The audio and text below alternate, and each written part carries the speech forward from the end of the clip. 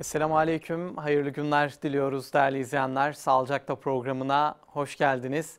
Sağlıcakla programında bu hafta Engelliler Haftası olması münasebetiyle engellilerin sorunlarını konuşacağız inşallah.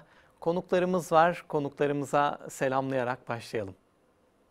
Haftanın aksine kalabalık konuklarımız var inşallah. Her hafta sadece bir doktorla yayın yaparken bugün İnşallah Engelliler Haftası dolayısıyla özellikle Engelliler Derneği başkanlarıyla programımızı yapacağız. Farklı bir hafta olacak inşallah. Sorunlarını engellilerin sağlık sorunları başta olmak üzere inşallah konuşmaya gayret edeceğiz. Sizler de hoş geldiniz. WhatsApp'tan bizlere mesaj gönderebilirsiniz değerli izleyenler. Mesajlarınızı bekliyoruz. Duygu, düşüncelerinizi, desteklerinizi WhatsApp hattımızdan bizlere bildirebilirsiniz. Konuklarımıza dönelim hemen. Onları tanıtalım. Hoş geldiniz diyelim sizler adına da. Yenişehir Müftülüğü Engelli Koordinatörü Mehmet Ali Aysoy hocamız, hoş geldiniz. Hoş bulduk. Ayaklarınıza sağlık. Allah razı olsun. Bu engelli haftasında engellilerin işiten kulağı oldunuz. Eyvallah hocam. Dili oldunuz. Allah sizden razı olsun. Çok teşekkür ediyoruz. Vesile olduk bizler de bu şekilde. Allah razı olsun. Altı Nokta Görme Engelliler Derneği Başkanı Akif Karakaş hocamız bizlerle. Hoş geldiniz. Ayaklarınıza sağlık. Hoş bulduk efendim. Çok teşekkür ediyoruz bizlere bu fırsat verdiğiniz için. Eyvallah. Allah razı Rehber olsun. TV her zamanki gibi sağ olsun. Daha önceki yıllarda da katılmıştık. Eyvallah. Çok teşekkür ederiz. Çok Biz sağ de olun. çok teşekkür ediyoruz. Ekibimiz adına da, izleyenlerimiz adına da Allah razı olsun.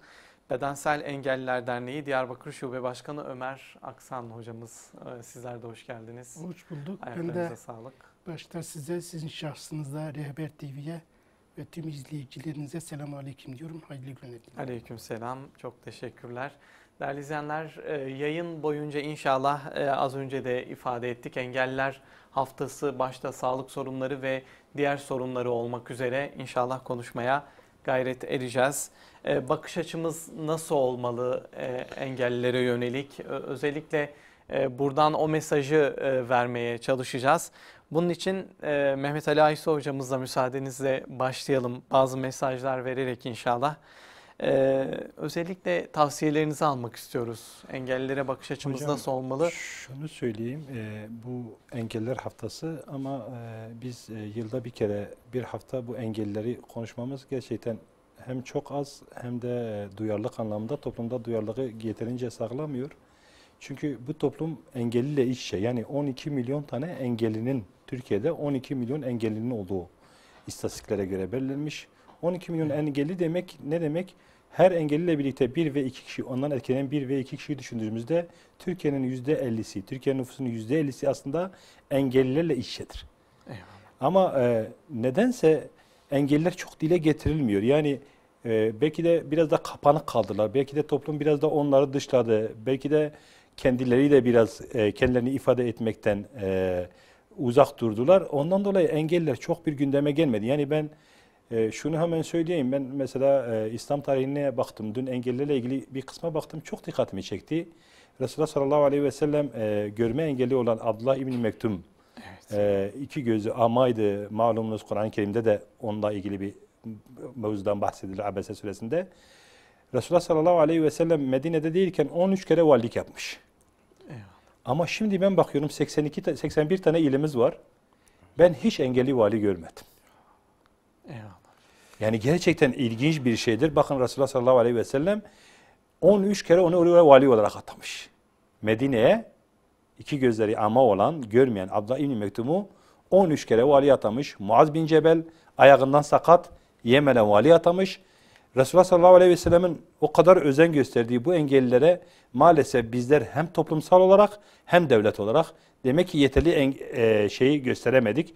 Ondan dolayı engellilerin gündem edilmesi lazım. Kesinlikle. Hem kendileri, Allah razı olsun dernek başkanlarımız bu konuda ellerinden geleni yapıyorlar.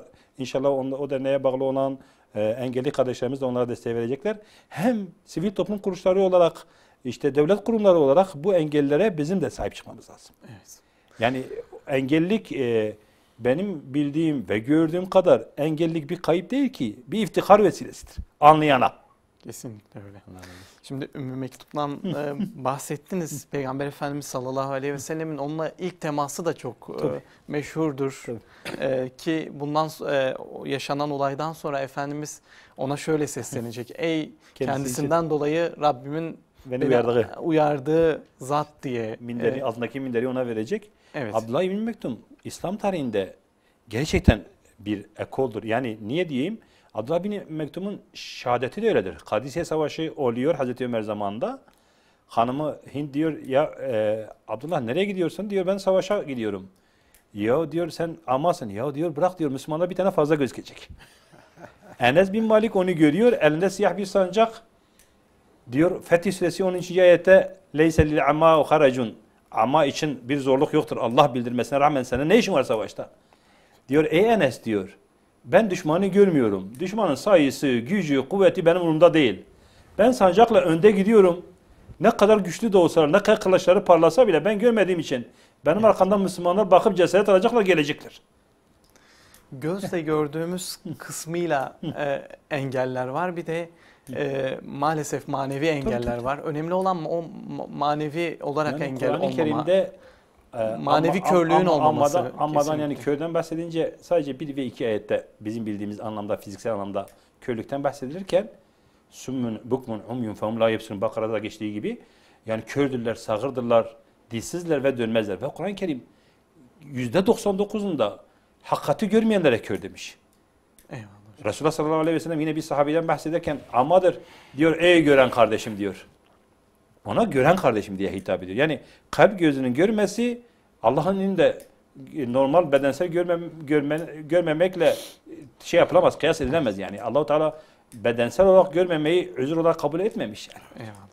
Yani kısaca bakış açımız böyle olmalı. İslam'a göre olmalı. Efendimizin tavsiyelerine göre olmalı. Kur'an-ı Kerim'e göre bir de engelli olmalı. Kardeşlerimiz ben şunu söyleyeyim. Engelli kardeşlerimiz bunları kendi için bir zafiyet olarak görmeyecek. Yani bir toplumda şöyle bir şey var. Haşa sanki engelli olan Allah-u Teala onu cezalandırdı. Allah ona bir bela verdi. Ya işte bir yaptığı bir hatadan, bir kusurdan dolayı böyle olduğu gibi bir şey var. Halbuki engelliliğin Allah indindeki değerini bilseler belki birçoğumuz diğer dünyaya gittiğimizde emin olun ki belki şunu söyleyeceğiz.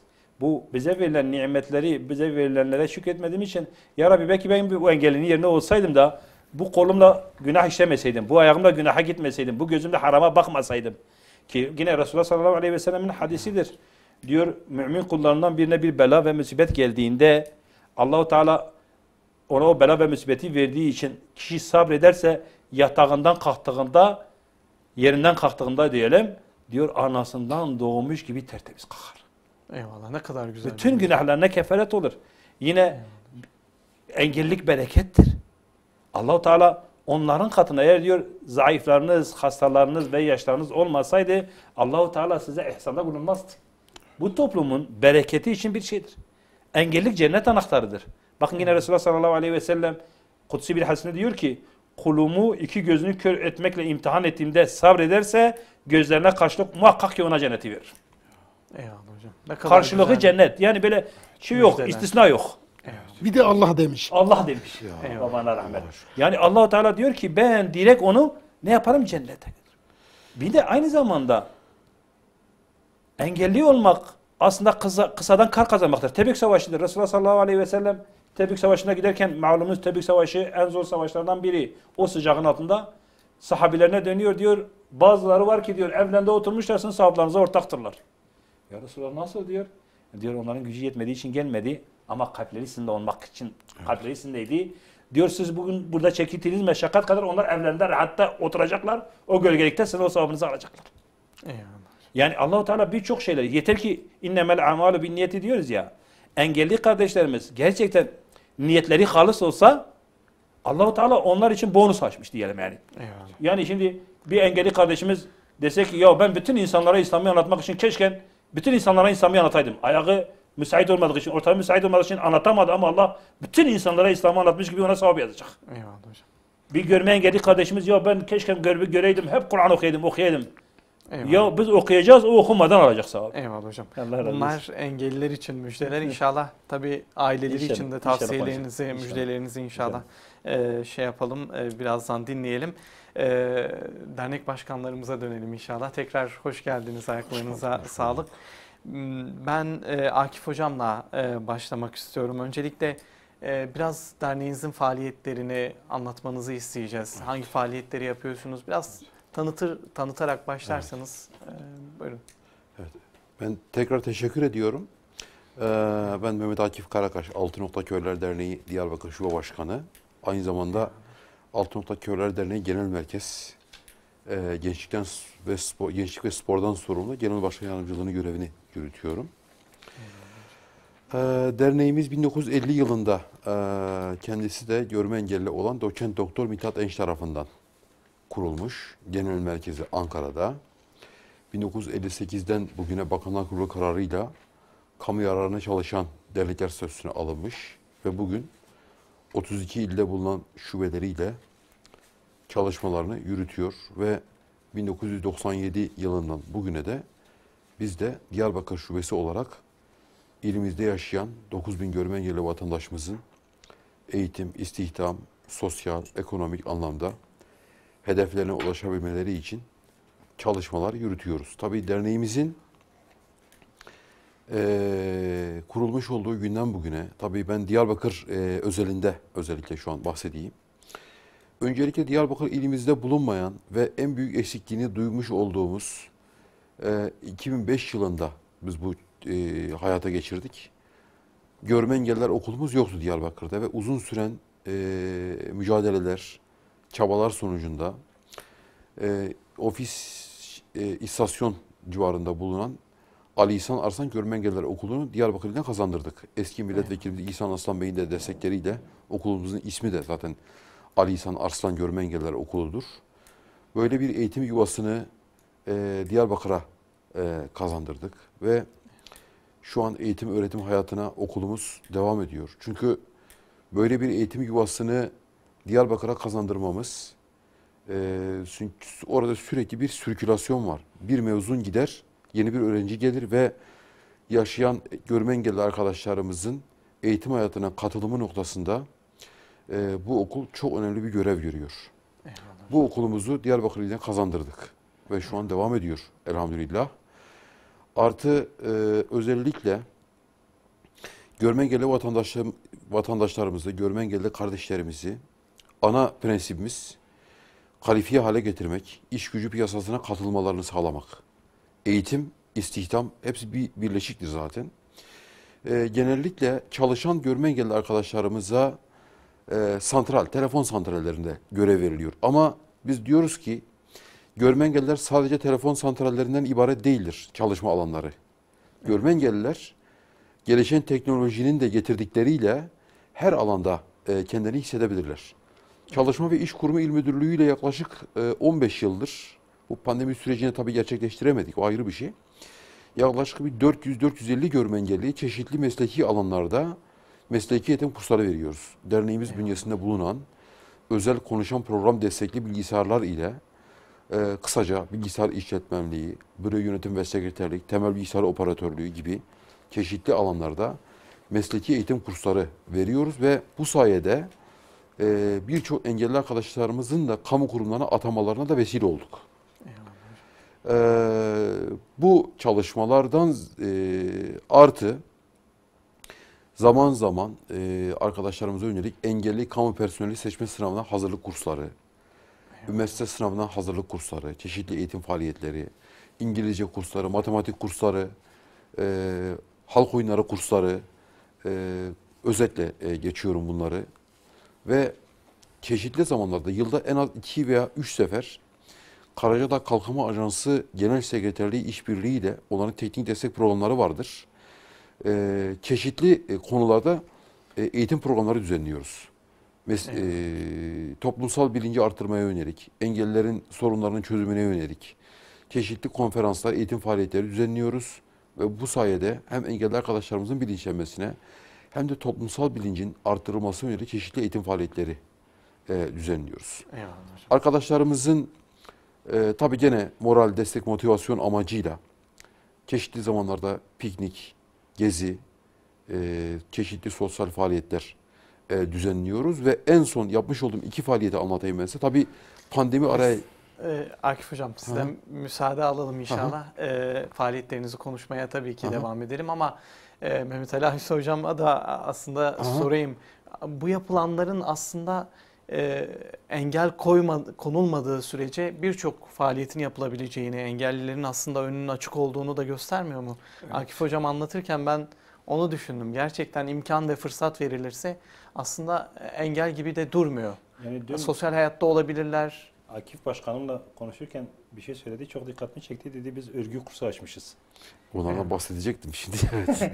Yani gerçekten demek ki imkan olunca, yani şartlar müsait olunca bu engelli kardeşlerimiz, emin olun ki birçok engelsiz dediğimiz insana, yani azaları sağlam olan insanlara rağmen çok daha özel iş yaparlar. Çok daha güzel şeyler yaparlar. Evet, yani. Yani yeter ki onlara imkan sağlayalım.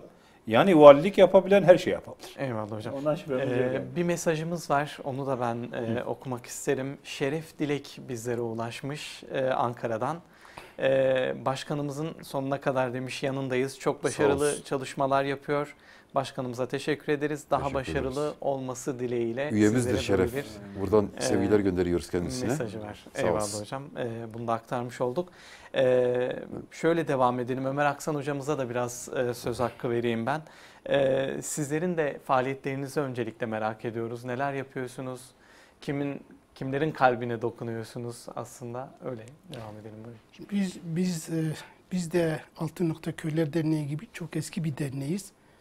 Ancak bundan 3 yıl önce genel merkezimiz Türkiye Bedensel Engelliler Derneği Genel Merkezi kanun hükmü kararnameyle kapatıldıktan sonra biz Diyarbakır'da bağımsız olarak Diyarbakır Bedensel Engelliler Derneği'ni açtık. Faaliyetlerimiz öyle devam ediyor. Mesela biz hangi faaliyetleri yapıyoruz? Engelli bireylerimizin bize özellikle akülü sandalye, tekerlekli sandalye buna benzer ürünler bizden talep ettiği zaman maalesef biz kendi bütçemizden bunu karşılayamıyoruz. Ve Diyarbakırlı iş adamlarına da buradan bir seslenelim. Şimdiye kadar Diyarbakırlı iş adamları bize bir sefer bile tek bir yardımları dokunmadı. Biz bu engelli bireylerimizin bize getirdikleri talepleri, İstanbul'da faaliyetleri devam eden Türkiye Engelliler Spor Yardım ve Eğitim Vakfı, Türkiye Omurilik Felçliler Derneği Genel Merkezi, Türkiye Bedensel Engelliler Yardımlaşma ve Dayanışma Merkezi aracılığıyla biz Diyarbakır'daki engelli bireylerimize ihtiyaçlarını karşılamaya çalışıyoruz ve gerçekten de bize talep geldiği zaman, biz bu talep için aracı olduğumuz zaman İstanbul'daki dernekler de kendi bütçeleri doğrultusunda, imkanları dahilinde aldıkları bağışlarla bizim taleplerimize cevap veriyorlar. Yani bazı taleplerimiz bir yılda devam edebilir, bazı taleplerimiz bir haftada devam edebilir, bazı taleplerimiz de 5-6 ay devam edebilir. Ama sonuçta bu vatandaşlarımızın ihtiyaçları olan akülü sandalye, tekerlekli sandalye, manuel sandalye ve benzeri malzemeleri aracı olarak bulup bu vatandaşlarımıza verebiliyoruz. Eyvallah hocam. Allah-u Teala yardımcınız olsun. İnşallah bu çağrınız da yerini bulur. Böyle bir ihtiyacı karşılamak ne ifade ediyor Mehmet Ali Hocam? Çünkü ortada bir ihtiyaç var. Resulullah sallallahu aleyhi ve sellem'in bir örnekliği var. Sahabenin biri geliyor ya Resulullah diyor amadır. Resulullah sallallahu aleyhi ve sellem hem ona bir asa veriyor. O çok da değerli, güzel bir asa veriyor. Bu da bize gösteriyor ki Resulullah sallallahu aleyhi ve sellem aslında sembolik olarak bütün Müslümanlara onlara sahip çıkılması gerektiğini, ihtiyaçlarının giderilmesi gerektiğini. Bizde şöyle toplumda şöyle bir algı var. Yani maalesef çok yanlış bir algıdır. Sanki engelli olmak dilenci olmak gibi addediliyor. Maalesef. Çok belki tiksinerek gördüğümüz bir olaydır. Maalesef. Halbuki piyasada gördüğümüz engelli numarası yapıp dilencilik yapanların %8'leri engelli değil hocam. Hiç alakası yok. Engelli kardeşlerimizi ben çok yakından tanıyorum. Yıllardır elhamdülillah bir şeyimiz var. İnan ki izzetlerini ve onurları birçok sağlamdan çok daha iyidir. Ve bugün onların isimlerini kullanarak dilencilik yapanlar aslında onlara için yapmak istediklerimize de engel oluyor. Evet. Yani Ve bunu ben bir konu özür diliyorum hocam. Buyur. Ve bunu yapan bazı dernekler de var maalesef. Engelliliği kullanıp engelli adı altında dernek kurup engelli üzerinden rant sağlayan bazı dernekler var maalesef. Hiçbir engelli üyesi de yok. Yani. Hiçbir engelli üyesi de yok. Kitap, dergi satıp farklı istismarlarla biz engellileri kullanan bazı dernekler var. Lütfen bunlara izleyenlerimize ricamızdır. Bunlara mutlak surette itibar etmeyin. Ondan dolayı olsa gerek hocam. Yani mesela biz yetimlerle de diğer kurumlarla da sivil toplum kuruluşlarıyla da çalışıyoruz. Milletin bu konudaki fedakarlıklarını görüyoruz. Ama dediğim gibi toplumda böyle bir yanlış algı var. Bu yanlış algıdan dolayı bu kardeşlerimiz mağdur oluyorlar. Evet. Yani dilenci gibi görmelerinden dolayı. Aslında onlar izzet ve şeref sahibidirler ve ben bunun şahitlerinden biriyim. Eyvallah. Tanımak lazım bu kardeşlerimizi, görmek lazım. Ben bu derneklerle ilgili bir şey söyleyeyim hocam. Zamanınızı almayayım. Yok, şimdi bu hem Türkiye'de aynı şey devam ediyor hem özellikle bizim bölgemizde ve Diyarbakır'da. Örneğin Adana'dan geliyor, Mersin'den geliyor, Samsun'dan geliyor. Biz işte engelli vatandaşlar için bu tür işleri yapıyoruz. Dergi satıyor, kalem satıyor vesaire. Ve Diyarbakır halkı da bu konuda çok duyarlı. Biz Diyarbakır halkına şunu söylüyoruz. Lütfen kapınızı çalıp da biz bunu engelli bireyler için, engelli vatandaşlarımıza yardım amaçlı bu çalışmamızı yürütüyoruz. Bu çalışmamıza destek olun. Biriniz işte dergi alın, biriniz gazete alın, biriniz kalem alın veya biz kitap alın. Sakın ola ki bu almak isteyen vatandaşlarımız bu tür derneklere ve bu tür satıcılara inanmasınlar. Evet. Özellikle şu soruyu sorsunlar. Siz elinizde derneğinizle ilgili yaptığınız faaliyet var mı? Ya da derneğinize ulaşabilecek bir iletişim bilgisi verin, biz bir görüşelim. Mesela dersin ki benim de bir tane sandalyeye ihtiyacım var. Bu sandalyeye ihtiyacımız derneğiniz tarafından karşılanır mı, karşılanmaz mı? Büyük bir ihtimalle karşılanmaz, çünkü sadece orada gençlerimizi, özellikle üniversite kesiminden genç bayanlarımızı, genç erkek kardeşlerimiz bu tür dernekler aracılığıyla vatandaşların kapısına kadar gelip bizim adımızı kullanırlar. Dikkatli olmamız lazım. Peki. Çok iyi olur. Siz Diyarbakır'da hakimsiniz zaten. Kimin neye ihtiyacı var Tabii ki. ve nasıl ulaştırılması Tabii gerektiği ki. konusuna da hakimsiniz. O zaman şöyle Bedensel Engelliler Derneği Diyarbakır Şubesi'ne başvurmaları gerekiyor. Ya da 6 nokta görme Engelliler Derneği Diyarbakır Şubesi'ne yani mesela vatandaşın bir talebi varsa mutlaka bize ulaşsın. Tabii. O bağışı yapacağına sandalyeye ihtiyacı mı var? Ya da görüyor bir dergi satıyor, bir kalem satıyor. Ofiste sürekli yapıyorlar. Hatta benim kapımı bile sürekli çalıyorlar. Ben de onlarla tartışıyorum, kızıyorum. Bu çevrede insanlar beni tanıyor. Ve ben çıktığım zaman vatandaş diyor, başkan biz sana para yardımı yaptık. Biz senin derneğine bağış yaptık. Ya arkadaşım, ben böyle bir çalışma yapmıyorum. Biz vatandaşın içine çıkıp para toplamıyoruz. Hatta bize para bağışı geldiği zaman biz kabul etmiyoruz. Biz diyoruz ki engelli vatandaşın bir ihtiyacı varsa biz onu bize bağış yapmak isteyen kişiyle karşılaştırır ya da tanıştırır.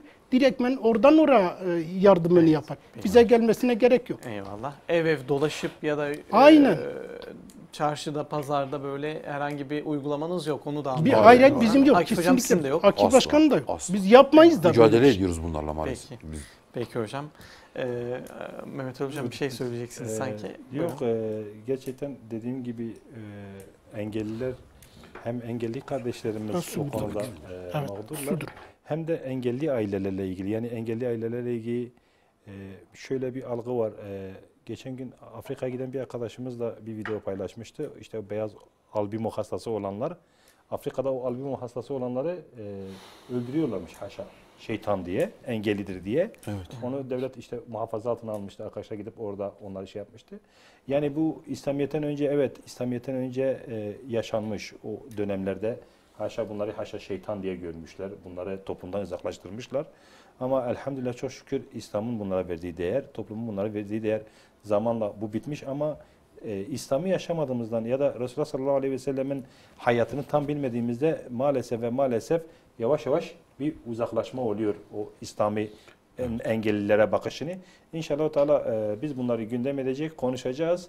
Ve bu kardeşlerimizi anlatacağız. Onlar da anlatacaklar, biz de anlatacağız. Biz bazı şöyle şeylerle karşılaşıyoruz Mehmet Ali Hocam. Mesela diyor ki ya Allah dağını görmüş kar yağdırmış. Estağfurullah. Ya akıllı arkadaşım. Allah her şeyi görüyor. Allah dağı görmeyen dağ mı var? Şimdi yani öyle olaylarla karşılaşıyorum. Mesela geçen bayramın 3. günü evden çıktım. Komşulardan birim artık, etraf esnaflardan biri. Geliyor diyor ki ya diyor her gün sen böyle çıkıp nereye gidiyorsun? Baston elimde, görme engelli olarak çıkıyorum. Hani görme engelli olarak evden çıkıp da bir yere gitmem, işe gitmem veyahut da artık derneğe veya da başka bir yere gitmem mi maalesef yadırgıyor. Evet. Yani sen diyor nereye gidiyorsun? Çok merak ettim. Ya dedim hocam ben çalışan bir insanım, memurum, derneğimiz var. Hani ben her gün buraya gidiyorum. Sen evinden nasıl çıkıp bir yerlere gitme hakkına sahipsen biz de o hakka sahibiz. Hani maalesef ya hala toplumsal bilinç oturmuş değil. Maalesef. Hala engellileri tüketici olarak dört duvar arasından çıkamayan, çıkmaya reva görmeyen bilinçte olan insanlar maalesef hala var. O yüzden bu insanları gördükçe bu kadar yıl çalıştık, mücadele ettik, uğraştık, ettik ama bu insanları hala görmekten çok üzülüyorum. Yani acaba diyorum ki biz hiçbir şey yapamadık mı acaba? Yok biz çok şey yaptık da görmek istemeyenler görmüyor. Eyvallah, Gönül öyle. gözü görmeyenler var. Kesinlikle öyle. Biz çok şey İşte yaptık. bu konuda bazen aileler de yanlış yapabiliyorlar. Mehmet Ali Hocam belki onunla ilgili Bunu tavsiyelerde söyleyeyim. bulunur. Notlarınız Yani biz arasında mesela vardır ailelerle- mutlaka. Aileler neden bu hataya düşüyor? Mesela görme engelli ya da bedensel engelliyi niye eve kapatma durumuna gidiyor Şimdi hocam? hocam dediğim gibi toplumun baskısı olunca onlar mesela biz bazen rehabilitasyon merkezinde olan çocukların aileleriyle şey yapıyoruz. Hocam diyor bize şeyler de yani etrafımızdaki komşularımız da bize o gözle bakıyorlar. İşte bunun çocuğu sakattır, bu bir hata işlemiş, bir günah işlemiş. Halbuki bilseler işin özünü bakın. Şimdi ben engelli aileleriyle ilgili 5 tane müjde vereceğim. Her bir müjde Eyvallah. dünya kadar kıymetlidir. Bir, Eyvallah hocam. diyor ki müjde olsun ki Allah katında değerleri yücedir. Nasıl Allah katında değerleri yücedir? Ebu Said el-Hudri anlatıyor. Diyor ben Resulullah sallallahu aleyhi ve sellem başına gittim. Vefat anına yakındı.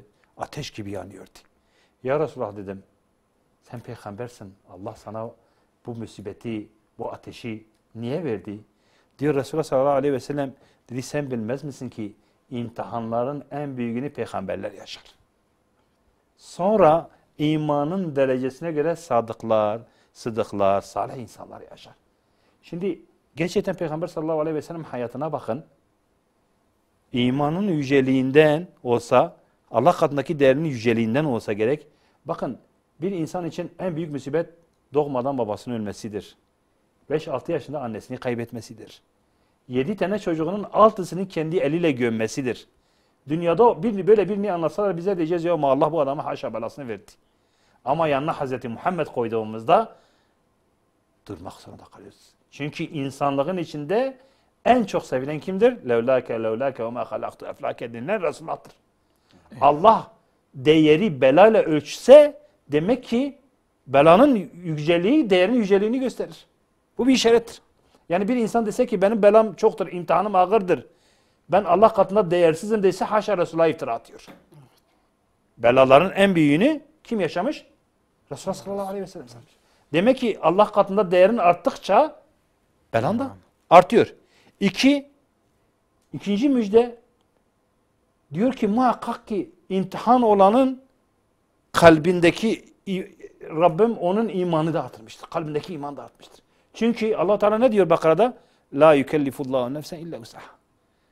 Allah ancak insanın taşıyabileceği yükü insana yükler. Eğer imanın kuvvetli değilse Allah sana bu yükü yüklemezdi. Biz bile okulda öğrencilere soru sorduğumuzda zeki olana zor soru sorarız, tembel olana kolay soru sorarız. Herkese aynı soruyu sormayız değil mi? Bu da gösteriyor ki aslında akıllı insan imtihanın ağırlığı onun Allah katındaki değerinin ve imanın kuvvetli olduğunu işaretidir ama bu müjdeyi bilmiyor. Üçüncü müjde gerçekten engelli birey ve engelli ailesi hep Allah'la bağları kuvvetlidir. Biz günde 10 kere Allah aklımıza gelirse onların günde 1000 kere Allah aklına geliyor. O engelli çocuğunu gördüğünde çünkü biliyor her şey bitti sadece Allah'a dayanmış. Hep o çocuğu gördüğünde Allah aklına geliyor. Çünkü tıbbın yapacağı bir şey yok. İnsanların yapacağı bir şey yok. kalbini Allah'tan başka bir yerine bağlamak gibi bir şey yok. Ve o aslında Allah-u Teala onu seviyor. İstiyor ki hep beni zikretsin. Fark etmiyor. Eyvallah. Allah sevdiğine ismini zikretir. Biz bile insan olarak sevmediğimiz bir insan demesin ya Mehmet Ali Hoca deriz ya. Niye? Benim ismimi söylemesin ya. Ama sevdiğimizin hep ismini zikrederiz ve ismimizin zikredilmesi de hoşumuza gider. Evet. Bakın Allah kişiyi sevdiğinin işaretidir bu üçüncü şeyimiz. 4. Gerçekten dördüncü müjde engelli birey ve engelli ailesindeki merhamet yeryüzünde çok az insana verilmiş. Eyvallah.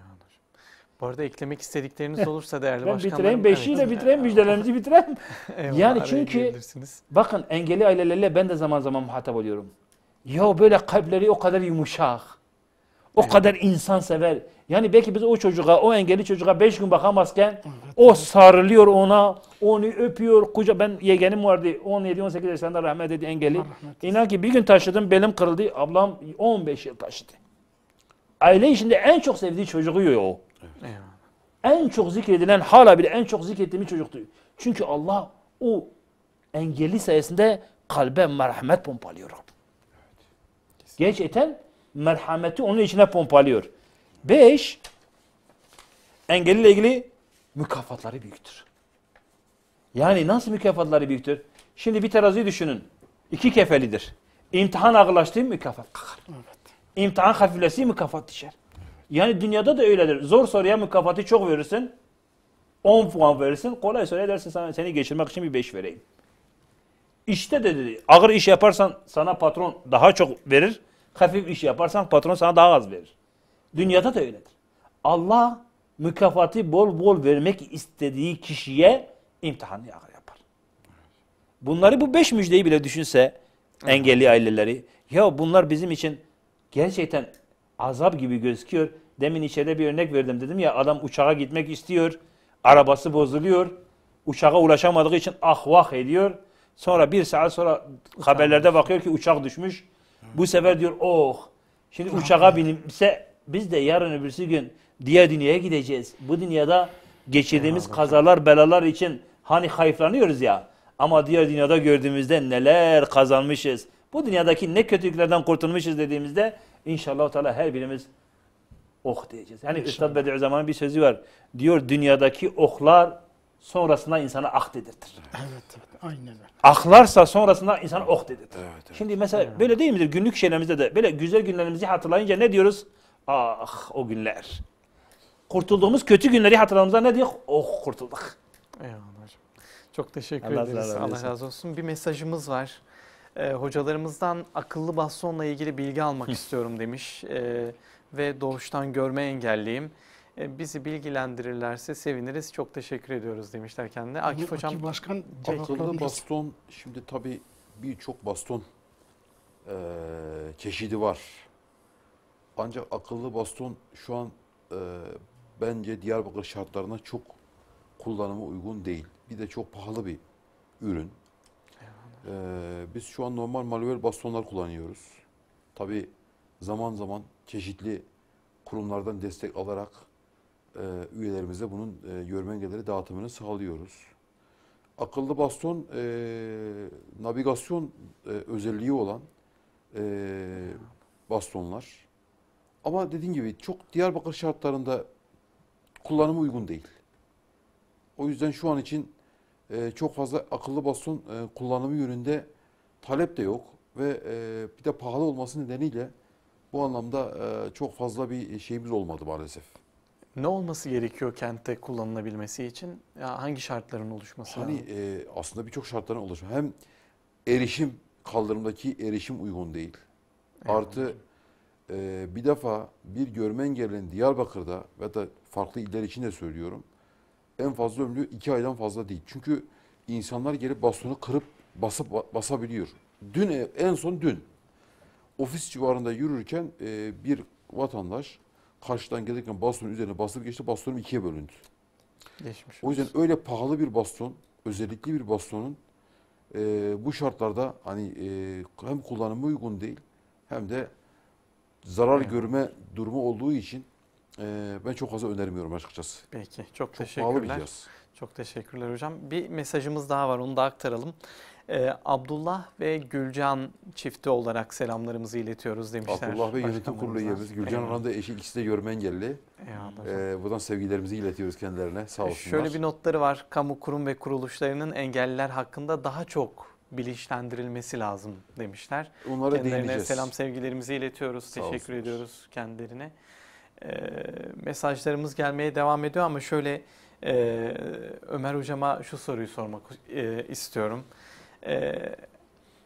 Toplumun özellikle engellilere yaklaşımı ya da engelli olmak neyi ifade ediyor sizin açınızdan?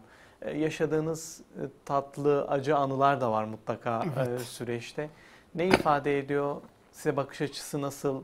Düzeltilmesi gereken yönleri neler? Öyle devam edelim. Yani düzeltilmesi gereken yerler çok şeyler vardır. Toplumun bize bakış açısı, eğer toplumdaki aile bireyi, engelli bireyi yoksa o daha farklı bize bakar. Eğer ailede engelli varsa o daha farklı bize bakar. Ben şahsen kendimi engelli görmüyorum. Evet, fiziksel olarak belki engelliyim ama birçok sağlıklı insanın yaptığı şeyi de rahatlıkla yapabiliyorum. Örneğin biz yıllardır Diyarbakır'daki engelli yurttaşlarımıza gönüllü olarak hizmet ediyoruz. Hiçbir ücrette dernekten almıyoruz. Hatta derneğin masrafları yeri geldiği zaman kendi arkadaşlarımız ve kendimiz kendi bütçemizden karşılıyoruz. Biz vatandaşlardan şunu bekliyoruz. Yani özellikle Diyarbakır'daki iş adamlarından. Diyarbakır'daki iş adamları başka yerlerde başka yardımlar yapabiliyor. Diyarbakır'daki engelli bireyleri de unutmasınlar.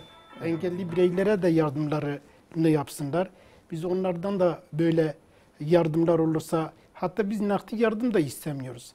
Yani bir engelli vatandaşımızın örneğin akülü sandalyesi var, aküleri bitmiş.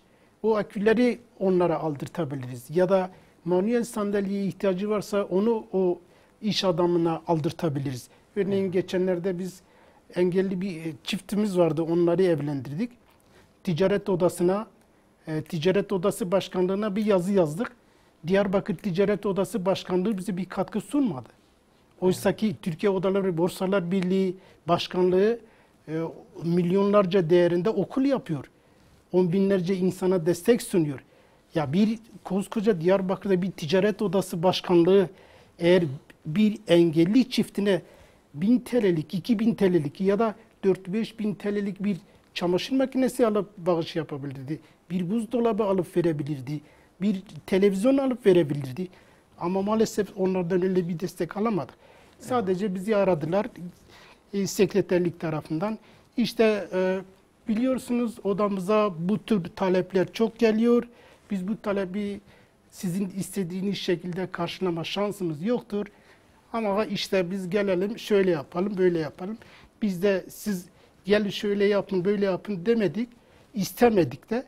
Yani bütçeniz vardır, biliyoruz ki bütçeniz vardır. Bu iki engelli vatandaşa bir destek sunacaktır. Evet. Ama maalesef bulamadık o destek. Evet. Onun için Diyarbakır'daki vatandaşlarımızdan talebimiz şudur. Siz gördüğünüz her engelli mutlaka bir ihtiyaç sahibidir demeyin, düşünmeyin. Biraz evvel Mehmet Ali Bey de söyledi. Mesela engelli vatandaşlar var, dilencilik yapıyor ama gerçekten o engelli değil. Gerçek engelli vatandaşımız da asla dilencilik yapmaz. Eyvallah. Asla avuç açmaz. Ben mesela en nefret ettiğim şeyi avuç açmadığım halde, dilenmediğim halde zaman zaman vatandaş belki duygusuna hakim olamıyor. Gelip elime bir şeyler sokuşturuyor. Bunu karşılıyorum. Yani o vatandaşı hor görmüyorum. Vatandaş duygusuna yenil diyor. Bilinç yok. Bana evet yeniliyor. Bana bu desteği Yani, sunuyor. Dolayısıyla ya ben engelli kardeşlerime şu tavsiyede bulunurum. Engelli olduğunuz için dünya ile ilişkinizi kesmeyin. Eyvallah. Bırakın dünya sizi yenmesin. Siz dünyayı yenin. Eyvallah. Var olun, yani var olduğumuzu ispatlamamız lazım. Biz yaşıyoruz. Sonuçta her canlı gibi bize bir nefesimiz var. Eyvallah. O nefesi alıp veriyoruz. Yaşamak zorundayız. Siz aslında bu noktada cesaret örneklerisiniz. Burada olarak, toplumun içinde olarak engellilere öncülük ederek aslında engellilerle ilgili bakış açısının ya da sosyal hayata katılmalarındaki önündeki engellerin kaldırılabileceğine de örnek oluyorsunuz. Tabii ki. Bunun için de destek lazım, destek verilmesi gerekiyor. İnşallah çağrı olmuş olur bugünkü programımızda bunun için. Akif hocamızla devam edelim. Evet. Sizler neler söyleyeceksiniz? Aynı konu bağlamında ama şöyle belki yaşadığınız bazı örnekler üzerinden anlatırsanız Evet. onu rica edeyim. Şimdi ben hocam. tabii engelli arkadaşlarımızın sorunları, tabii burada sorunları dediğimiz zaman bunu anlatmaya kalkarsam belki 2 saat 3 saat bile yetmez ama kısa olarak da bunu Eyvallah hocam. kısa başlıklar halinde. Bunu tabii birkaç başlık halinde alabiliriz. İstihdam, eğitim, ekonomik ve sosyal anlamda tabii ki arkadaşlarımızın erişilebilirlik anlamında arkadaşlarımızın elbette ki sorunları var ki tabii ama yapılan hizmetler de var. Tabii bunları da söylemeden geçemeyeceğim. Yani özellikle 2005 yılında çıkan 5378 sayılı Engelliler Kanunu'ndan sonra engelli vatandaşlarımıza eğitim, istihdam, sosyal alanda gerçekten çok önemli, çok güzel hizmetler yapıldı ve yapılmaya devam ediyor. Ancak sorunlarımız var mı? Elbette ki var. Şimdi son 10 yıl içerisinde, 11 yıl içerisinde kamuya yaklaşık 60 bin civarında engelli ataması yapıldı. Burada tabii hükümet yetkililerimize, Sayın Cumhurbaşkanımıza teşekkür ediyoruz. Ancak son 4 yıl içerisinde maalesef ki engelli istihdamında ciddi bir düşüş var. 2 yılda bir engelli kamu personeli seçme sınavı yapılıyor. Yaklaşık 100 bin engelli başvuruyor ama son 4 yıl içinde biraz düşüş var.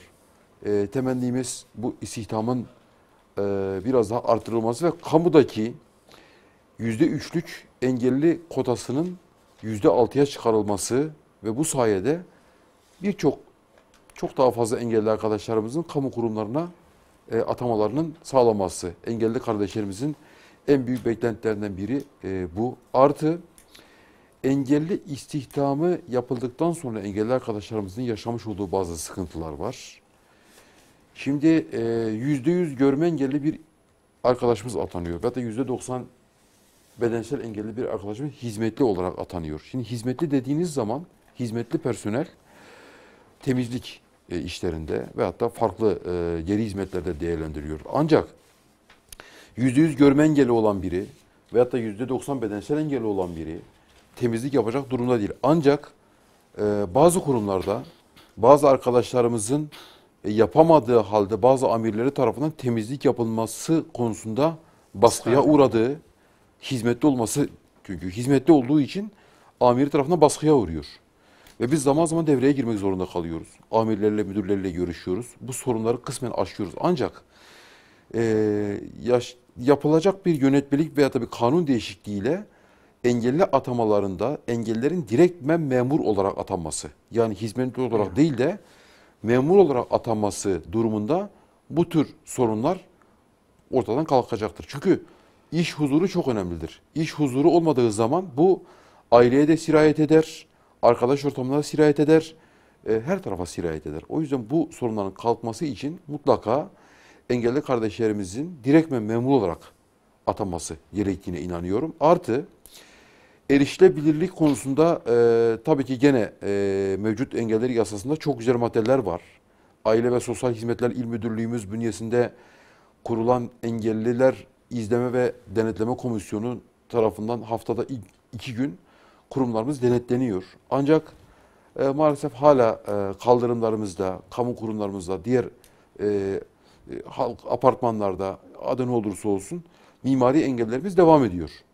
Burada yeni yapılan kaldırımlarda özellikle görme engellilere yönelik kılavuz taşlar, engelli rampalarının düzgün şekilde düzenlenmesi elbette ki aciliyet arz ediyor. Belediyemiz tabii bu anlamda ciddi çalışmalar yürütüyor. Teşekkür ediyoruz. Ancak bunun biraz daha hızlandırılması gerektiği inancındayım. Artı bizim belediyemizden birkaç yıldan beri bir talebimiz vardı. Özellikle görme engellilerle ilgili olan bir talepti bu. Otobüslerde sesli anons sistemi, yani durakları söyleyen bir sistem. Çünkü biz görme engelliler olarak şehir içi halk ve belediye otobüslerine bindiğimiz zaman otobüsün hangi durağa geldiğini bilemiyorduk. Bilemiyoruz daha doğrusu. Eyvallah. Aynı tramvay ve metrolardaki gibi bir sonraki durak ofis veyahut da farklı nereye gidiyorsa onu söyleyen bir sistem. Dün değil evvelsi gün bunun müjdesini aldık. Diyarbakır'da pilot olarak BT2 hattı var.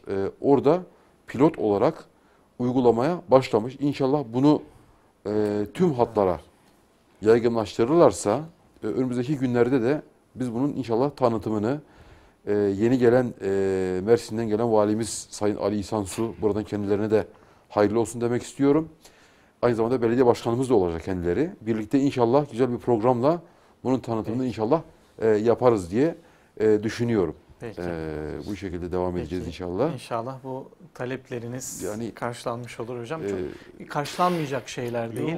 Ve karşılandığı zaman aslında yerel yönetimin belki işleri de yolunda gidecektir değil mi hocam? Çünkü Yani bir siz durağı engelliler söyleyen için liste sistemi çok Birçok maliyetli bir şey değil ki. birçok Çok ilde mevcut bu. Diyarbakır gibi metrolarda falan hepsinde var. biliyorum tabii ben. yani başka illerde otobüslerde mevcut bu. İstanbul'da var. Diyarbakır gibi Güneydoğu'nun, Metropol Doğu Anadolu'nun incisi olan bir kentte bence hani sadece görme engelliler için değil, Diyarbakır'ı tanımayan yabancı vatandaşlarımız için de bu çok gelen önemli bir turistler uygulama. için de iyi. Olması gerekiyor. Bilmeyenler var. eyvallah hocam. Kısa bir aramız var. Tabii, tamam. Araya gitmemiz gerekiyor. Aradan sonra inşallah ikinci bölümümüzde de konuşmaya devam edelim müsaadenizle. Değerli izleyenler, kısa bir aranın ardından inşallah konuşmaya devam edeceğiz.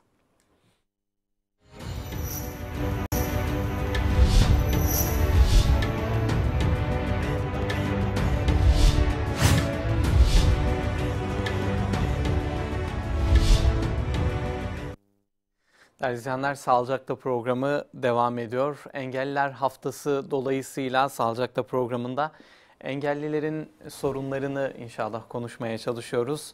Altı Nokta Görme Engelliler Derneği Başkanı Akif Karakaş, Bedensel Engelliler Derneği Diyarbakır Şube Başkanı Ömer Aksan hocamız, Yenişehir Müftülüğü Engelli Koordinatörü Mehmet Ali Aysu hocalarımız bizlerle birlikteler. İlk bölümü geride bıraktık. Bu bölümde de inşallah konuşmaya devam edelim.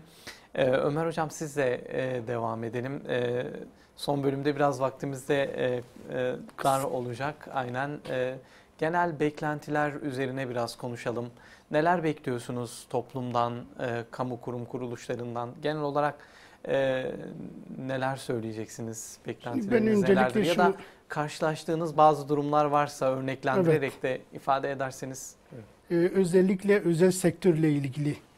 Özel sektör bazen engelli eleman ihtiyacını karşılamak için İşkur'dan biz bilgi sahibi olduğumuz zaman o özel sektördeki ilgili kişiyle görüşüyoruz. Arkadaşlarımızı yönlendiriyoruz. Bazen şöyle bir sıkıntıyla karşılaşıyoruz. Örneğin engelli bireyi alıp çalıştıracak. Biz arıyoruz. İşte X kişi, sayın ilgili siz engelli personel alacaksınız. Bizim üyemiz var ya da bizim bir arkadaşımız var, size yönlendirelim. Böyle bir soruyla karşı karşıya kalıyoruz. Efendim işte sizin engelli arkadaşınız yürüyebiliyor mu? Neden? İşte bize şoförlük de yapması lazım. İşte bize temizlik de yapması lazım. Daha neler, işte bize çay yapması lazım. Ya biz yani şimdi ister istemez sen bir engellisin, senden beklenilmeyecek şeyleri talep ediyor. Ya evet. Ben bir engelliyim, ben ortopedik engelliyim. Ben bedensel engelliyim, ben görme engelliyim. Ya ben senin camını nasıl sileceğim? Senin yerini nasıl süpüreceğim? Ya da ortopedik bir engelli elinde tepsiyle çay size nasıl ikram edecek?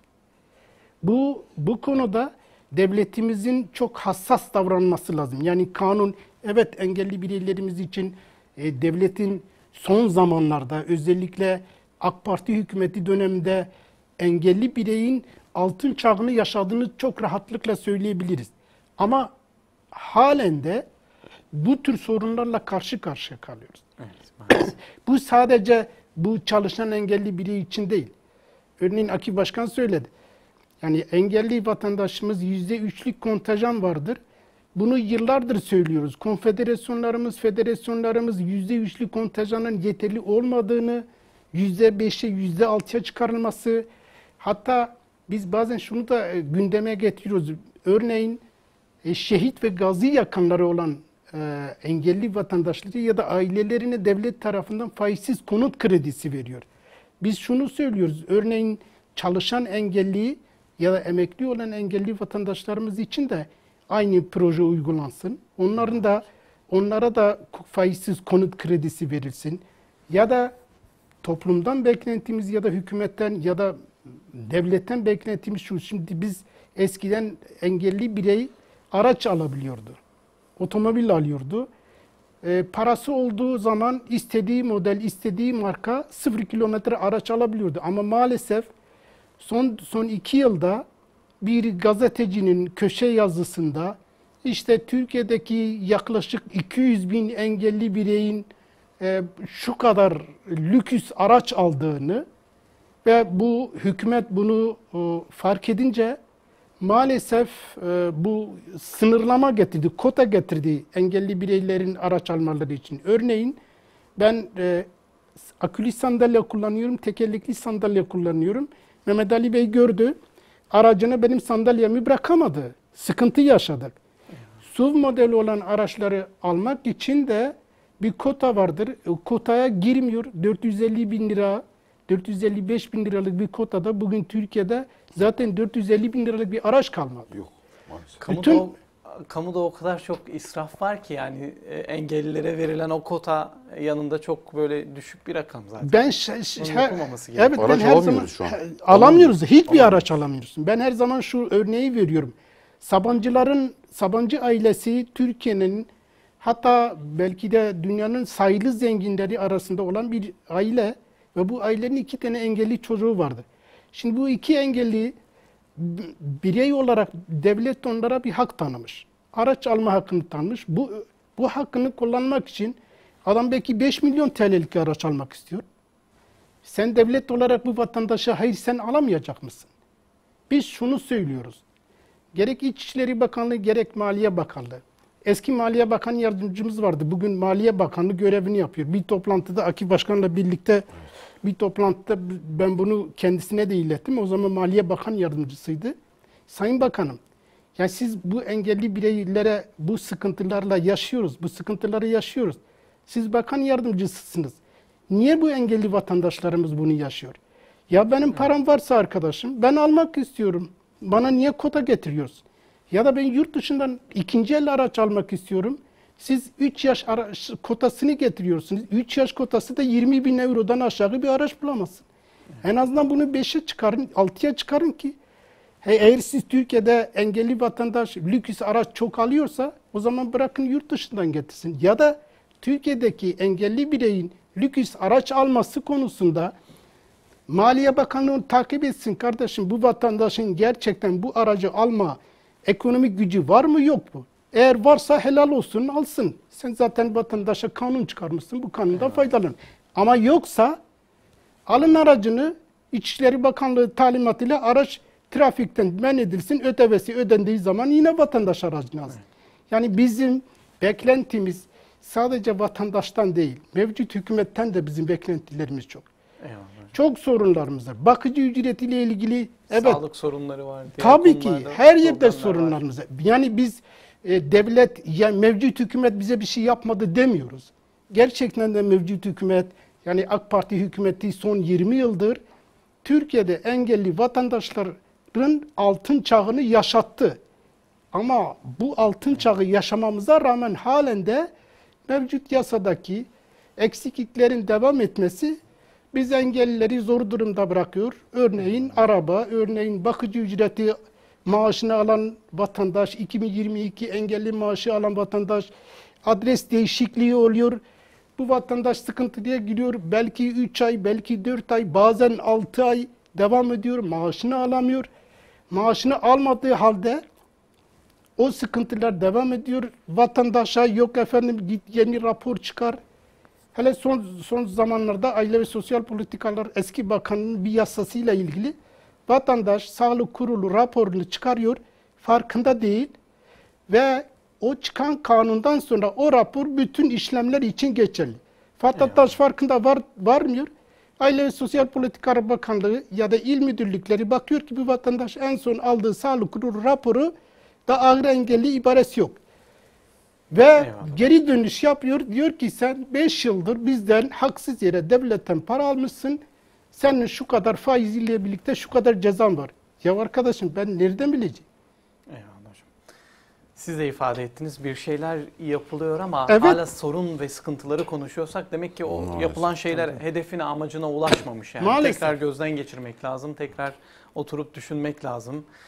Ömer hocamın bıraktığı yerden ben Akif hocamla devam edeyim. Toparlıyoruz. Ömer Başkan gerçekten çok güzel konulara değindi. Hani ben tekrardan süreyi almamak adına bahsetmeyeceğim ama özellikle özel sektör babında, Diyarbakır özelinde iş adamlarımız ve özel sektör temsilcilerimizden biz çok dertliyiz. Yani Maalesef. biz 2018'e kadar Çalışma ve İş Kurumu İl Müdürlüğü yapmış olduğum projeleri artık ben yapamıyorum. Çünkü Çalışma ve İş Kurumu Genel Müdürlüğü artık bize mesleki eğitim kursu projesi verdiği zaman haklı olarak diyor ki ben sana mesleki eğitim kursu veriyorsam bunların en az 2 tanesinin bir yere istihdamını sağla.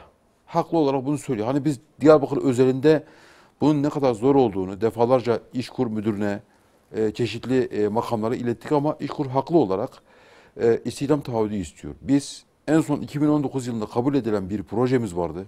Görme engellilere yönelik bilgisayar işletmenliği projesi. Ama Diyarbakır'da Ticaret Odası Başkanlığı'yla görüştük. Çeşitli firmalarla, şirketlerle görüştük. Ama maalesef ki bir tane işletme bize bu mesleki eğitim kursu verdiğimiz arkadaşlarımızın 2 tanesinin istihdam edilmesi konusunda bir taahhüt bile vermedi. Görme engellilere maalesef güvenilmiyor istihdam konusunda. Ben diyorum ki inanın fırsat verilirse görme engellilerin yapamayacağı, katkı sunamayacağı iş alanı yoktur. Çünkü biz onları iş gücü piyasasına hazırlıyoruz, kalifiye hale getiriyoruz. Akif Bey siz sözünü unutmayın. Mesela Türkiye Omurilik ve İşler Derneği var İstanbul'da genel merkezi. Bir iş adamı 5 milyon değerinde onlara bir yer yapmış. 5 milyon, 5 trilyon. Ve o yaptığı yeri de Türkiye Omurilik ve İşler Derneği'ne bağış yapmış. Orada o dernek engelli vatandaşların rahatsızlıklarıyla ilgili tedavilerini yapıyor. Orada misafir olduğu zaman oraya götürüp konuklamalarını yapıyor. Bir sürü işlerini orada yapıyor. Bizim Diyarbakır'da böyle bir şey Yani mümkün değil abi ya. Biz burada hani ben 6 nokta olarak söylüyorum. Ben 17 yıldır şube başkanlığı yürütüyorum. Burada bizi izleyen birçok görme engelli arkadaşlarımız vardır. İnanın 4 duvar arasından alıp tek kelime Türkçe bilmeyen insanın hayatına dokunup şu an avukat olan, öğretmen olan içimizde o kadar insan var ki biz bu insanlara hayata kazandırıyoruz. Ama iş adamlarımız, bakın ben derneğe direkt bir şey söylemiyorum. Çünkü ben her ayın 15'i geldiği zaman elektriğimi, suyumu, telefonumu, internetimi nasıl öderim diye akla karayı seçiyorum. Ama dediğim gibi biz sorunu yaşayan ve sorunu yaşayan insanların sorunlarını çözümü için gerçekten sahadayız ve bunun mücadelesini verirken biz bu maddi sorunları yaşarken hiçbir iş yapmadan sadece tek işi engelli istismarı ve engellilik adına hiçbir iş yapmayan dernekler de maalesef varlık içinde. Evet. Biz de sefalet içinde yüzüyoruz. Ben şöyle bir örnek vereyim. Biz şu an mesela Engelliler Haftası dolayısıyla görme engelliler arasında domino, bizim oynadığımız bir domino oyunu vardır. Bir domino turnuvası yapmak istedik ve ben isim vermeyeceğim buradan. 2 tane Diyarbakır'dan işletmeyle ben görüştüm ama maalesef destek alamadık. En azından ilk 3'e giren arkadaşlarımıza bir kararınca bir ödül vermeleri ve o gün etkinliği yapabilmemiz için bize bir destek sunmalarını istedik ama yapmadılar. Ya bunu yapmak, bu desteği sunmak size bir şey kaybettirmez arkadaşlarım. Yani ama dediğim gibi bakıyorum ki diğer istismarcı dernekler varlık içinde, biz mücadele eden dernekler de yokluk içindeyiz. Maalesef üzücü olan bu. Maalesef. Toplumsal bilinç eksikliği çok fazladır. Sadece görme engellileri tüketici olarak gören, bunu böyle görmesinler. Eyvallah. Görme engelliler tüketici değildir. Görme engelliler her alandadır. Fırsat verildiği zaman bizim dediğimiz gibi öğretmeninden tutun, avukatına, psikoloğundan tutun da her alanda şu an Hasan Özdemir var mesela, isim veriyorum. Microsoft'ta bilişim uzmanıdır. Evet. Bir de Görme akıllı bastonu engellidir. üreten de Türk Tabii. görme engelli. Tabii Akıllı yani bastonu. çok yani ciddi yerlerde olan görme engelliler vardır. Bu anlamda yeter ki bize güvenilsin. Güvenildiği zaman, gerekli olan fırsat verildiği zaman görme engellilerin aşamayacağı engel aşamayacağı kapı yoktur diyorum. Biz Eyvallah. tüketici değiliz. Dört duvara mahkum değiliz. Biz dernek olarak insanlara dokunmak istiyoruz ve onun mücadelesi içerisindeyiz. Eyvallah hocam. Çok teşekkür ediyoruz. Allah razı olsun. Tabii Akif hocam girişte bahsettiği, anlatsak 2 saat 3 saat Tabii. bize yetmez de sorunlar genel olarak böyle. Peki nasıl değişecek? Özellikle Hocam nasıl bakış değişecek? açısı ve Son- diğer konularda bu Şimdi sorunlarla dediğiniz ilgili gibi bunun Mehmet Ali değişmesi hocam son için, mesajları alalım sizden. Değişmesi için 3 bacaklı bir sorun. Bir, engellinin kendine güveni, özgüveni gelmesi lazım. Hani ben bazen engelli arkadaşlarıma söylerim, derim böyle çok umutsuz olsanız Filistin'de Şeyh Ahmed Yasin'in hayatını okuyun. Evet. Sadece gövdesinin belden aşağısı felçli, ama bir dünyayı, elhamdülillah bir dünyayı titretecek kadar, bir küfrü titretecek kadar bir iman. Yani ben bazen engelli derim okuyun yani. Ahmed Yasin'in hayatını okuyun. Bu sizin neler yapabileceğinizin işaretidir. Yani yoksa fecri bir insan oturur ya ben fecriyim der. Ama Ahmed Yasin günümüze yakın olduğu için söylüyorum. Yoksa İslam tarihinde bunun gibi çok örnek vermez. Size Onlarca ben örnek var hocam. geçen okuyunca Keşaf'ın yazarı Zamahşeri bir ayağı protezdir. Onun kitabını Keşaf'ı da şerhini yapan Beyzavi, o da kördür, gözü amadır. Araplarda çevirince biraz bizde Türkçe çeviri yapınca biraz farklı şey oluyor. Diyor eğer bir kör ve bir topal olmasaydı Kur'an'ın fesahat ve belagatı anlaşılmazdı. Kur'an'ın fesahatını ve belagatını biz zaten Zamahşeri'den, Beyzavi'den öğreniyoruz. Zamahşeri ki Mekke'de dağın tepesine çıkar bütün Araplara iddia ederdi. Diye gelin dilinizi ben size öğreteyim. O kadar belagata ve fesahata vakıftı ve bugün İslam ümmeti fesahat ve belagat ilmini o ama olan şeyimizden, o ama olan alimden ve o ayağı özü engelli olan şeyimizden, alimimizden bugün bir ilim öğreniyor. Yani engelli kardeşlerimiz kendilerini salmasınlar. O kadar çok şey yapabilirler ki, o kadar çok şey yapabilirler. Akif Başkanımın da dediği gibi, diğer başkanımın da söylediği gibi, inan ki tarihlerini okusunlar, engellilerin yaptığı tarihi okusunlar. Görecekler ki maşallah neler yapmışlar. İslam tarihinde, diğer dünya tarihinde birçok şeyi başarmışlar. Bugün basit bir Bill Gates diye birinden bahsediyoruz. Dünyadaki Bill belki en Gates, zengin evet. insan. Görüyorsunuz bazen televizyonda görüyorsunuz. Adam sadece kafası çalışıyor yani. Evet, sadece- İmkansız diye bir şey yok yani sadece demek istediğim. kafası. İkinci boyutu aileler boyutudur. Hiçbir aile engelli olan çocuğundan dolayı utanmasın, iftihar etsin. Ya Allah insana cennetin anahtarını vermiş. Bunu saklamak cennetin anahtarı. Ya biz bir kere Resulullah'ı bir rüyada görsek 70 aleme anlatıyoruz. Hayırlı bir amel etsek, hacca gitsek bize hacı demeyeni dövüyoruz. Ya Resulullah, Allah-u Teala sana cennetin anahtarını vermiş. Bu anahtarı kimseye göstermekten korkmasınlar. Üçüncü boyutu toplum olarak bizler. Gerçekten şunu hiçbirimiz unutmayalım. Biz demin 12 milyon engelliden bahsettik. Bu engellilerin %70-80'i doğuştan engelli değil. Sonradan engelli olmuş. Tabii ki. Ve her bir insan bir engelli adaydır. Evet, bu cümleyi Hep söylemek sağlıklı. lazım. Kesinlikle. Sen sana nasıl muamele edilmesini istiyorsan, tefekkür ederim. Ben engelli olduğumda bana nasıl muamele edilmek istiyor? Birileri bana acımasını mı istiyorum? Birileri beni hor görmesini mi istiyorum? Sen de öyle yap. Arabanı park ettiğinde ya ben engelli olacağım, ben buradan geçmek için bu araba buradayken geçebiliyor muyum onu düşün. Kaldırımda yürürken onu düşün. Yani her bir şey yaparken bina yapıyorsun onu düşün. Ya ben en çok hayret kaldığım imam da olmam hesabıyla adam cami yapıyor 3 milyon, 4 milyon, 5 milyon, Evet. 6 milyon harcıyor. Ya hacı amca diyorsun bir cami yaptı bir rampa yap. Bu engelli kardeşimiz de gelsin ibadet etsin. Hoca ben masraf edemem o kadar. Vallahi billahi Ve yapılmıyor. tallahi. Yapılmıyor. Yapılmıyor. Yani Diyanet bununla ilgili çalışmaları var ama halk bu bilinçte o değil. Yani ben şunu düşünüyorum. Yarın öbür gün o adam yaşlı oldu ya da bir sakat olsa o camiye giremese o gün anlar ama. Evet, anlar tabii. Şimdi O gün rampa yaparsa rampanın da bir anlamı kalmaz. Şimdi bununla ilgili hocam özür diliyorum. Estağfurullah. Bununla ilgili mutlak suretle Milli Eğitim Bakanlığımızın o müfredata ilkokullar için örneğin hayat bilgisi dersine veya da seçmeli olarak bir dersin Engelli dersi engellilere olması. yönelik toplumsal bilgi arttırmaya yönelik bir ders olarak okutulması. Biz 2017 yılının Şubat ayının sonlarından Haziran'ın başına kadar Diyarbakır'daki 20 okulda öğrenci kardeşlerimize ağaç yaşken eğilir sözünden yola çıkarak engellilere yönelik toplumsal bilinci artırmaya yönelik bir çalışma yürüttü ve 20 okulda şube sekreterimiz psikolog Yakup Beren tarafından seminerler verildi. Artı en son yapmış olduğumuz faaliyette gene Diyarbakır'da liseler arası engelsiz gözlerden bir gün engelli olmak konulu bir kompozisyon yarışması düzenledik. Birinci, ikinci, üçüncü ödüllerini vereceğiz. Sağ olsun Kayapınar Kaymakamımız ve Belediye Başkanımızın destekleriyle Sayın Valimiz göreve başladıktan sonra inşallah birlikte yapacağımız bir etkinlikte bu öğrenci kardeşlerimize ödüllerini Kaymakam Bey'in desteğiyle sunacağız. Ben tekrar çok teşekkür ediyorum. Eyvallah hocam. Mehmet Ali hocam. Son şöyle söyleyeyim, cümle. bitireyim. Bugün Ebu Zer Gafari, Allah ona rahmet eylesin, bilinen bir sahabi, bir de zenginleri de çok sevmezmiş. Öyle bir ahlakı da var. Böyle zenginlikten kaçarmış. Bir gün geliyor, ya Resulullah diyor, bu zenginler sadaka veriyorlar. Bu sadakadan dolayı bizden her zaman bir adım öndedirler. Bizim de paramız yok. Bu zenginleri nasıl geçeceğiz bu sadaka konusunda?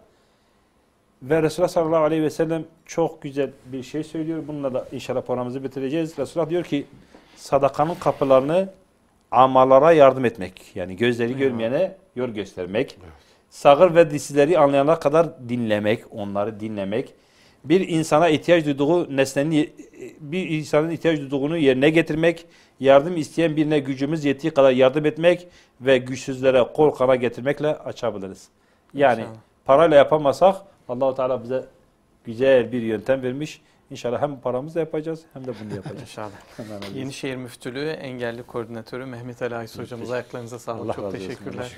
Allah razı olsun. Teşekkür ettik. Altı Nokta Görme Engelliler Diyarbakır Şube Başkanı Akif Karakaş hocamız, ayaklarınıza sağlık. Çok teşekkür teşekkürler. ederiz. Çok sağ olun. Allah razı olsun.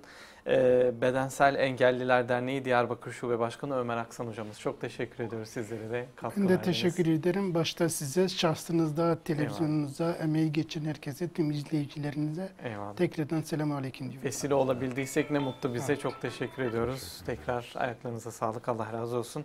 Değerli izleyenler, Sağlıcakla programında bu hafta Engelliler Haftası, engellilerin sorunlarını konuşmaya çalıştık.